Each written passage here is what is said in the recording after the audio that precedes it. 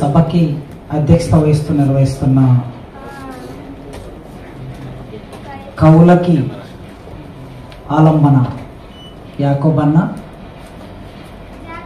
పుస్తకాన్ని ఆవిష్కరించిన మా గురువు, అంటే నాకు జర్నలిజం పాఠాలు నేర్పించిన మా గురువు, నాకు ఇష్టమైన కవి సతీష్ చంద్ర గారు, ఈ పుస్తకం మీద మాట్లాడడానికి వచ్చిన ఏకే ప్రభాకర్ అన్న,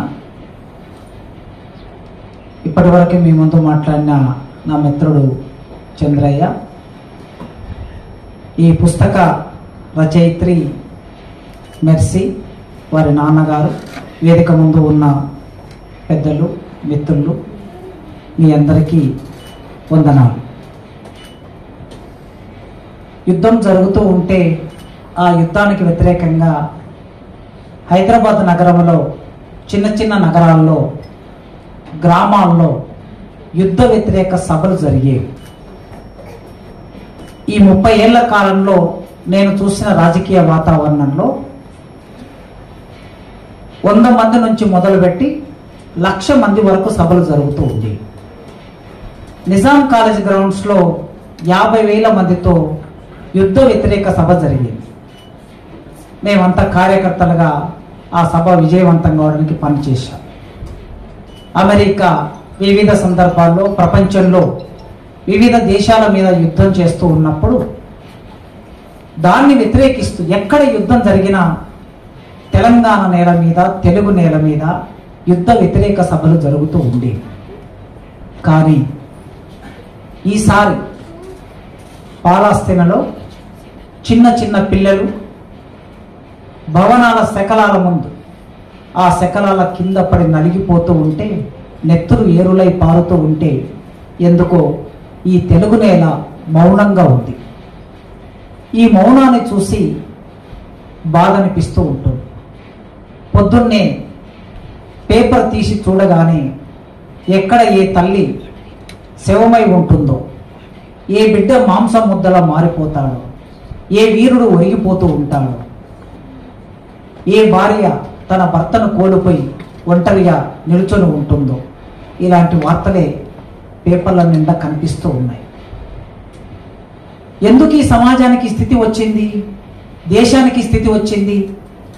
యుద్ధానికి వ్యతిరేకంగా పార్లమెంటులో తీర్మానాలు చేసిన కాలాన్ని కూడా ఈ 30 ఏళ్లలో నేను చూశాను. మీలో చాలామంది చూశారు. పార్లమెంటు, అసెంబ్లీలో కూడా చర్చలు జరిగాయి. ఈసారి అలాంటి చర్చలు ఏమీ లేవు. ప్రపంచమంతా ఒక మెజారిటీ వాదం, తిరోగమన వాదం, మెజారిటీ వాదం కొనసాగుతూ ఉన్నది. ప్రపంచమంతా గెలుస్తున్న వాళ్ళందరూ తిరోగమన వాదులే గెలుస్తూ ఉన్నారు. అంటే సమాజాన్ని వెనక్కి నడిపే వాళ్ళు గెలుస్తూ ఉన్నారు, ఎన్నికల్లో అధికారంలోకి వస్తూ ఉన్నారు. ఇలాంటి స్థితి కొనసాగుతూ ఉన్నప్పుడు ఎక్కడో ఒక చోట మౌనంగా కవి ఊరుకుంటాడా? కవయిత్రి ఊరుకుంటుందా? కనీసం తన అక్షరాన్నైనా ఎక్కువ పెట్టడం ఒక చిన్న పనిగా మొదలు పెడుతూ ఉంటారు. అలా మెర్సీ తన అక్షరాన్ని మొదలుపెట్టేది. నిజానికి ఆమె ఈ పుస్తకానికి ముందు వచ్చిన 3 పుస్తకాలైనా, ఈ పుస్తకమైనా యుద్ధం లేకుండా ఆమె అక్షరాన్ని రాయలేదు. ఇవాళ మార్నింగే సాఫ్ట్ కాపీ పంపించమని అడిగాను. అన్ని పుస్తకాలు పంపిస్తే ఒక్కసారి అలా చూస్తే, ఏ పుస్తకంలో చూసినా సరే, అది ఆదివాసుల మీద జరుగుతున్న యుద్ధం కావచ్చు, అది అమెరికా చేస్తున్న, ఇజ్రాయెల్ చేస్తున్న యుద్ధం కావచ్చు, రష్యా చేస్తున్న యుద్ధం కావచ్చు, లేదా ఇక్కడి ప్రజల మీద, మైనార్టీ ప్రజల మీద మెజార్టీ అని చెప్పబడుతున్న పాలకులు చేస్తున్న యుద్ధం కావచ్చు, లేదా పురుషులు స్త్రీల మీద చేస్తున్న యుద్ధం కావచ్చు, ఆధిపత్య కులాలు పీడిత కులాల మీద చేస్తున్న యుద్ధం కావచ్చు. ఆమె కవిత్వం నిండా యుద్ధమే కనిపిస్తుంది. ఆమె కవిత్వం రాయటం మొదలుపెట్టింది యుద్ధ కాలంలో. ఈ 10 సంవత్సరాల కాలంలో జాగ్రత్తగా కవిత్వాన్ని అంతా ఒక దగ్గర పెట్టుకొని చూస్తే మనకు ఈ విషయం అర్థమవుతుంది. కనుక శివసాగర్ గారు శ్రీశ్రీని ఉద్దేశించి రాశాడు. కవి కాలం కడుపుతో ఉండి కవిని కంటుంది అని. ఆ మాటని మనం ఎవరికైనా వర్తింప చేయొచ్చు సందర్భాన్ని బట్టి. ఈ కాలం, ఈ దేశం లేదా ఈ ప్రపంచపు ఈ కాలం ఒక్కొక్క కవిని అలా ముందుకు తీసుకొస్తుంది. చినవీరభద్రుడు ఒక పుస్తకానికి ముందు మాట రాశాడు. ఆయన ముందు మాటలో చాలా విషయాలు ప్రస్తావించాడు. కవిత్వము, కవిత్వ నిర్మాణము, మెర్సీ ఎదిగినటువంటి ఆ క్రమము, ఆమె రాసే అక్షరానికి ఉండే బరువు, సాంద్రత, ఇట్లాంటి విషయాలన్నింటిని రాశాడు. లక్ష్మణసాయి గారు మరో పుస్తకానికి ముందు మాట రాస్తూ ఆమె కవిత్వాన్ని ఒక స్పష్టంగా పూచే ప్రయత్నం చేశారు. ఏ కవి అయినా కవిత్వం ఎందుకు రాస్తారు? ఏ అవసరం కొద్దీ రాస్తారు. వచన కవిత్వం రాసి పుస్తకాలు వేసిన ఆమె దీర్ఘ కవిత్వాన్ని చేపట్టారు. ఇది మొదటి దీర్ఘ కవిత. ఒకప్పుడు మనం పురాణ సాహిత్యంలో పెద్ద పెద్ద కావ్యాలు చదువుకునేవాళ్ళు. అలసాని పెద్దన రాసిన మనచరిత్ర ఒక కాలంలో, అంతకన్నా ముందు పురాణాలు, ఇతిహాసాలు, బ్రాహ్మణాలు ఇవన్నీ చూస్తాం. మనకి 18వ శతాబ్దం 19వ శతాబ్దం వచ్చే నాటికి పెద్ద పెద్ద కావ్యాలు తగ్గిపోయి ఖండ కావ్యాలు వచ్చాయి. గుర్రం జాషువా రాసిన గబ్బిలం, ఇరదౌసి అలాంటి కావ్యాలు చాలామంది రాశారు. అట్లా అతనికి ఇంకా ముందుకు వచ్చేసరికి దీర్ఘ కవితలు ఒక రూపంగా వచ్చాయి. దీర్ఘ కవితలు అనగానే మనకు బాగా గుర్తుండే, ఇంతకుముందు నగ్రమూని గారిని గుర్తు చేశారు సార్. నగ్రమూని గారు రాసిన కొయ్యగురం అనే దీర్ఘ కవిత తెలుగు సాహిత్యంలో ఎప్పటికీ అలా ఉంటుంది, ఒక నమూనాగా ఉంటుంది. ఎన్కే రాసిన లాల్ బనో గులామి చోడో బోలో ఉందే మాత్రం అనే ఒక దీర్ఘ కవిత. ఒక్కొక్క సందర్భంలో ఇప్పుడు ఈ సందర్భంలో మెర్సీ రాసినటువంటి యుద్ధకాలపు శోక గీతం. ఇవి తెలుగు సాహిత్యంలో ఒక క్రమంలో వచ్చిన కావ్యాలు. ఈ కాలంలో ఇలా మాట్లాడటము అని అంటే ఆమె చూసిన జీవితం మాత్రమే కాదు, ఆమె నడిపించిన జీవితం మాత్రమే కాదు, ప్రపంచవ్యాప్తంగా మన కళ్ళ ముందు కదలాడుతున్న ఒక కాలాన్ని, సందర్భాన్ని అక్షరాలతో పదును పెట్టి మన ముందు ఉంచుతుంది. జీవితం పట్ల, సమకాలీన అంశాల పట్ల ఒక నిర్దిష్టమైన భావం ఏర్పడడానికి ఒక దృక్పథం ఉండాలి అంట. ఈ మధ్యకాలంలో అప్పుడప్పుడు వింటూ ఉంటాం, చాలా మంది కవులు కవిత్వం రాస్తూ ఉన్నారు కానీ దృక్పథం లేదు అని. నేను చాలా మంది కొత్త కవుల కవిత్వం కూడా చదువుతూ ఉంటాను, పేపర్లో వచ్చిందైనా లేదా పుస్తకాలు ఇచ్చిపోయినప్పుడైనా చదువుతూ ఉంటాను. అంటే మన జంధ్యం పోగులో నుంచి రాస్తేనే దృక్పథం ఉన్నట్లు అనుకునే వాళ్ళు కూడా ఉండొచ్చు. అఫ్కోర్స్ అలా ఉంటే నాకేం అభ్యంతరం లేదు.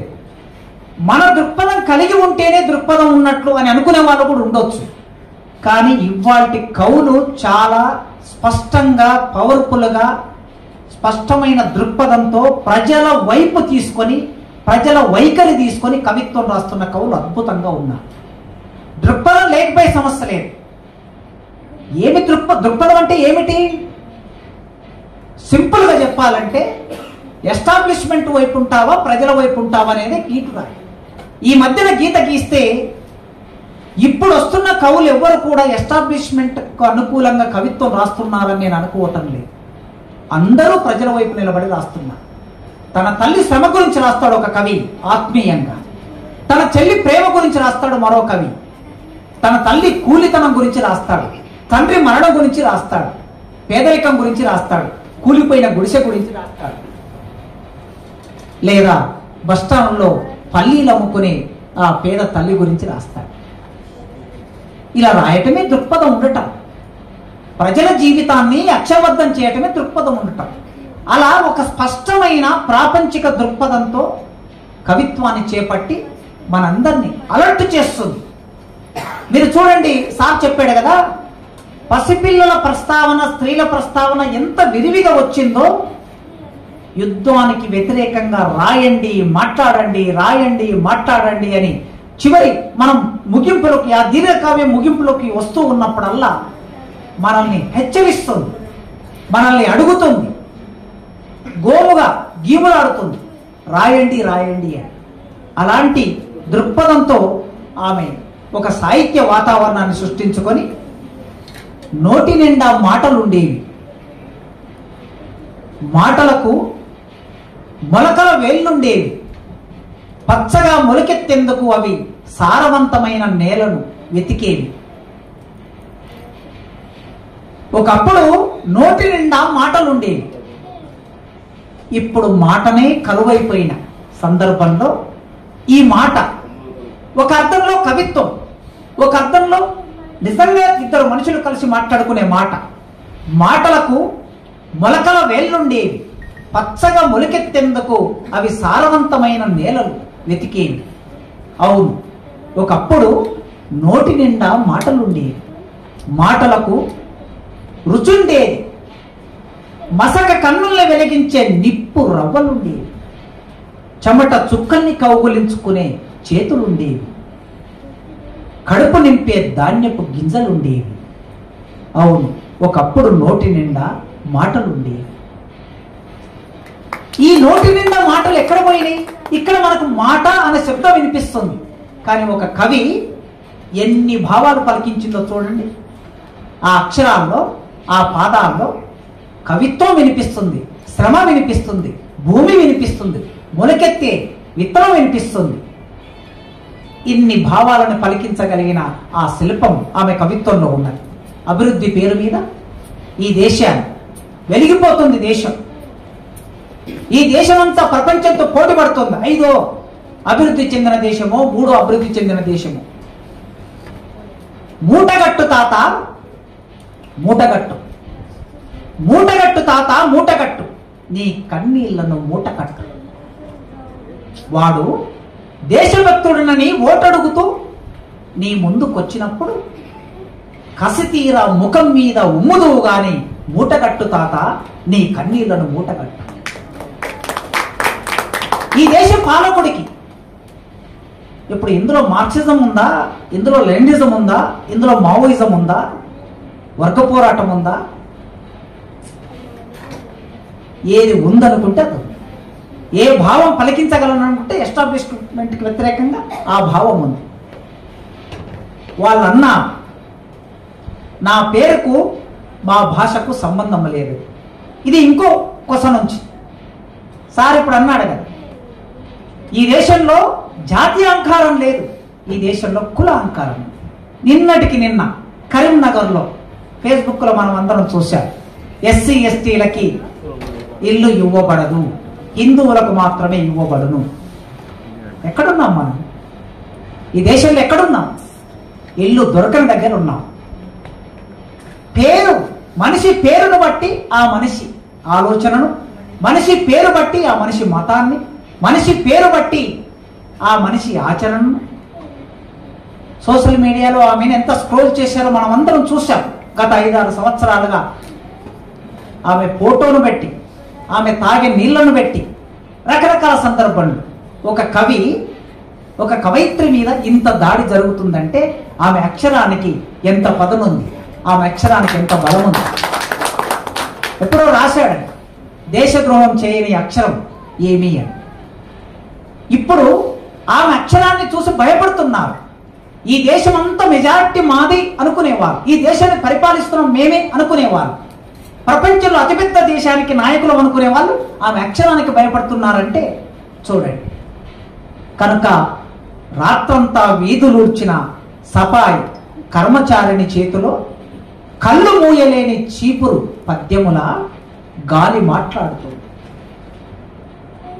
వాళ్ళక్కడ వేదాల బుల్డోజర్తో వెంటబడి మనువాద ఇనుప పాదాల కింద తొక్కేస్తున్నప్పుడు నలిగిపోతూ సుతారంగా నెట్టూర్చే నందివర్ధనపు పువ్వు నవ్వులా గాలి మాట్లాడుతుంది, గాలి మాట్లాడుతుంది. ఇలా మాట్లాడుతూ ఇప్పుడు యుద్ధం ఒక కాలపు క్రూర శిల్పం. సార్ ఎంత అద్భుతమైన వాక్యం. యుద్ధం ఒక కాలపు క్రూర శిల్పం. బహుశా ఎవరైనా నన్ను కరెక్ట్ చేయవచ్చు. ఇలా శిల్పాన్ని, శిల్పం అనే ఒక పదానికి ముందు క్రూర శిల్పం అని వాడిన కవయిత్రి, కవి ఎవరైనా ఈ సాహిత్యంలో ఉన్నారా? నేను చదువుకున్న మేరకు నాకైతే ఇప్పటివరకు తెలుగు సాహిత్యం ఎవరు తట్టలేదండి. అంటే కవి ప్రత్యేకత ఎక్కడ నిలబడుతుంది అంటే ఇలాంటి కొత్త సమాసాలు చేసినప్పుడు, కొత్త దీక్షను తీసుకొచ్చినప్పుడు, కొత్త ఈస్థెటిక్స్ను మనకు పరిచయం చేసినప్పుడు కవి ప్రత్యేకత ఉంటుంది. అందరూ రాస్తారు కవిత్వం, అందరూ రాయటంలో ప్రత్యేకత ఏమీ లేదు. యుద్ధం ఒక కాలపు క్రూర శిల్పం. ఈ యుద్ధం మనిషి తన స్వార్థంతో రచించిన సంహార గీతం. ఈ రక్తపు గీతల మధ్య, ఈ శిథిలాల మధ్య యుద్ధం ఒక అంతమొందిన కావ్యం. అది మనిషి ఆత్మపై రాసిన అసంపూర్తి శాసనం. ఈ యుద్ధం, ఈ క్రూరమైన యుద్ధం ఎవరి కోసం జరుగుతుంది? అమెరికాలో ఉండే ఒక 10-12 కంపెనీల కోసం జరుగుతుంది. ఆయుధ కంపెనీల కోసం జరుగుతుంది. వాళ్ళ ఆయుధాలు అమ్ముకున్నప్పుడల్లా ప్రపంచంలో ఎక్కడో ఒక చోట యుద్ధం జరుగుతూనే ఉండాలి. మార్కెట్ సంక్షోభంలో పడినప్పుడల్లా ప్రపంచంలో యుద్ధం జరుగుతూనే ఉండాలి. లెనిన్ పెట్టుబడిదారి విధానపు అత్యున్నత దశ సామ్రాజ్యవాదం అన్నాడు. ఈ పెట్టుబడిదారి విధానం సంక్షోభంలో పడినప్పుడల్లా ఈ పెట్టుబడిదారులు యుద్ధం కోరుకుంటారు, ఈ పెట్టుబడిదారులు ఫాసిజాన్ని కోరుకుంటారు. ఈ స్పష్టమైన అవగాహన మెర్సీకున్నది. మట్టి తినే పిల్లలపై వారు రాజకీయ పథకాలు రచించారు. రక్తాన్ని ఒడపోసే బహుళజాతి కంపెనీలతో శాంతి ఒప్పందంపై సంతకం చేశారు.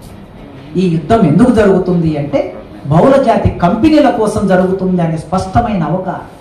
అది కేవలం ఇజ్రాయెల్ పాలస్తీనా సమస్య కాదు, అది కేవలం రష్యా ఉక్రెయిన్ సమస్య కాదు, అది కేవలం సైన్యం ఆదివాసుల సమస్య కాదు. అక్కడ మావోయిస్టు పార్టీ అంతం కావాలి, అక్కడ ఆదివాసులు లేకుండా చేయాలి, ఆ తర్వాత వాళ్ళ కాళ్ళ కింద ఉన్న వనరులని తరలించకపోయే బహుళజాతి కంపెనీలకి ఈ దేశాన్ని అప్పచెప్పాలి. అక్కడ ఆయిల్ను ఇంకో దేశానికి అప్పచెప్పాలి, లేదా ఆయిల్ మీద వ్యాపారం చేయాలి, సంపద మీద వ్యాపారం చేయాలి. ఈ దేశంలో అసలు ఈ ప్రపంచంలో దేశమే లేని మనుషులున్న చోట ఇలాంటి కవయిత్రి యుద్ధకాలపు శోక గీతాన్ని ఆలాపిస్తుంది. మనందరినీ ఆ గీతానికి కోరస్ పాడాలని కోరుకుంటుంది. తప్పనిసరిగా ఆ కోరస్ మనం ఏమాత్రం ఆమె వాక్యానికి కోరస్ ఇచ్చినా, మౌనంగానైనా సరే, చప్పుడు కాకుండానైనా సరే మన అసమ్మతిని ప్రకటించే ఒక సందర్భం ఇవాళ ఒక 100-150 మంది ఇక్కడ కూర్చున్నామంటే ఇదే మన ధిక్కారం. ఈ ధిక్కారంలో నన్ను భాగం చేసినందుకు మెర్సీకి థ్యాంక్స్ చెప్తూ ముగిస్తున్నాను.